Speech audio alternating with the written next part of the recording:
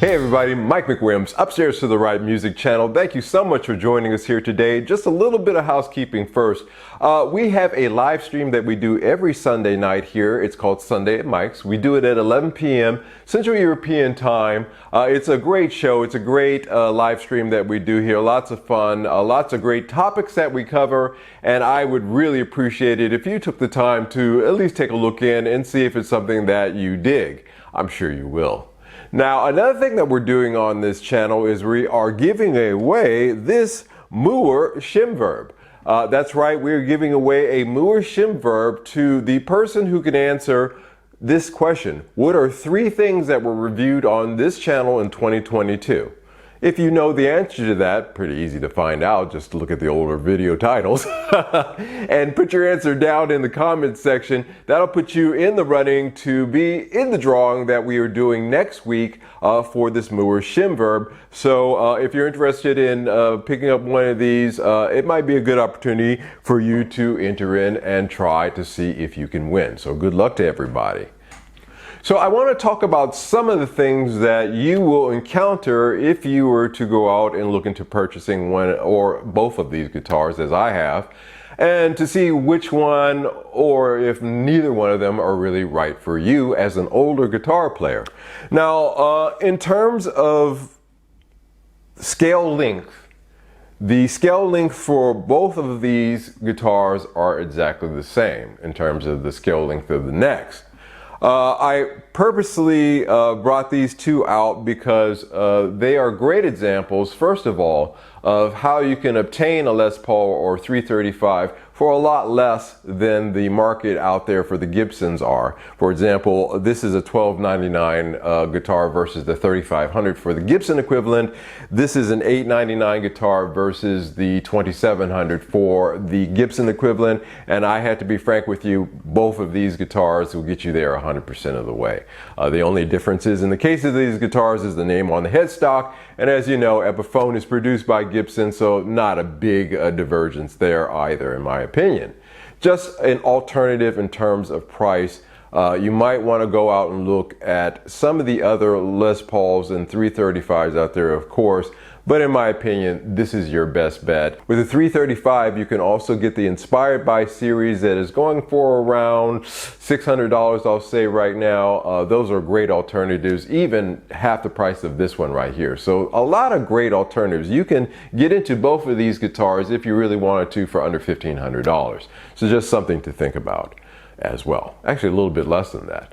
Now, it is incumbent upon me to point out that the most important aspect of any guitar is its pickups. Both of these guitars came with Burstbucker 2 and 3. So in terms of sonic qualities, to be frank with you, playing them both, I haven't heard any differences at all. You know, the Les Paul is described as an in-your-face kind of sound, as opposed to the 335, which is a more woody and mellower tone. However, I have to be honest and say that in terms of tones, I can't really hear a difference with either one of these guitars. Clean settings or in gain settings with these humbucker pickups, you're really going to get a very similar tone. I am going to do A, B, and I'm going to throw in a C test here at the end of this show, so you can do a blindfold and see if you can tell the difference between these, and I'll throw in a third guitar just as a kind of a funny to throw a little monkey wrench in that mix and see if you can determine the differences. I cannot. So sonically, really seriously, with these two guitars right here, either one of them will really fit the bill in terms of getting you there with that humbucker punch that you may be looking for. The main component, in my opinion, to speak to older guitar players in terms of these two guitars really is the comfortability of it. After a half hour of playing the Les Paul, and this one weighs 8 pounds and 2 ounces, these actually are both the same weight, by the way. Actually, this may be slightly lighter now that I've taken the ashtray off of it. That was really heavy. But basically, they're the same weight.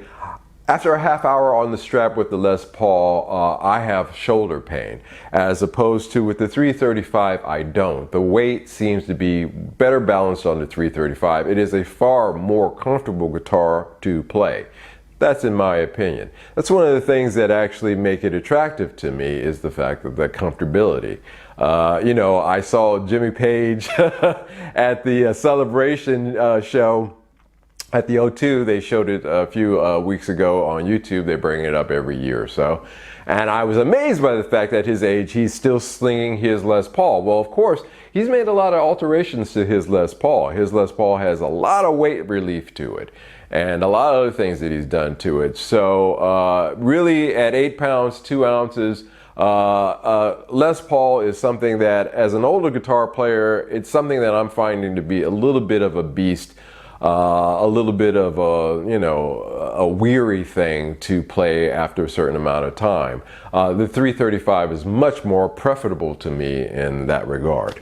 Now, both of these have a great acoustic tone to them. However, it's quite obvious that with the semi-acoustic qualities of this, you're going to get a whole lot. Ooh, that's badly out of tune. Sorry guys, you're going to get a lot more acoustic resonance out of course, this semi-acoustic 335, which is another one of the reasons why just sitting around the house and noodling without even being plugged in, it really is a great way to just enjoy playing and rehearsing, practicing without an amp. And that also gives this guitar a little bit of a benefit over the Les Paul, in my opinion.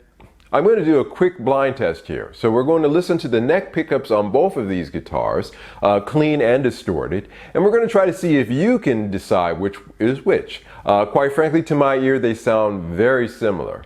I'm going to throw in a monkey wrench and put in a C guitar. I'm not going to tell you what it is, but we'll also play the neck pickup on that as well and see if you can pick that one out of the group as well. So let's do that, and let's go.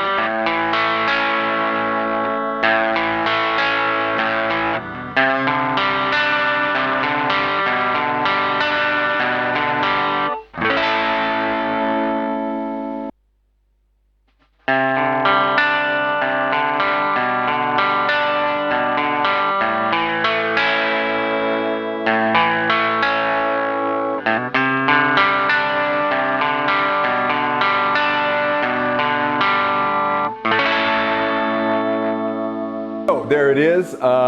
If you've made your choices, I'd be very interested to hear down below what they were.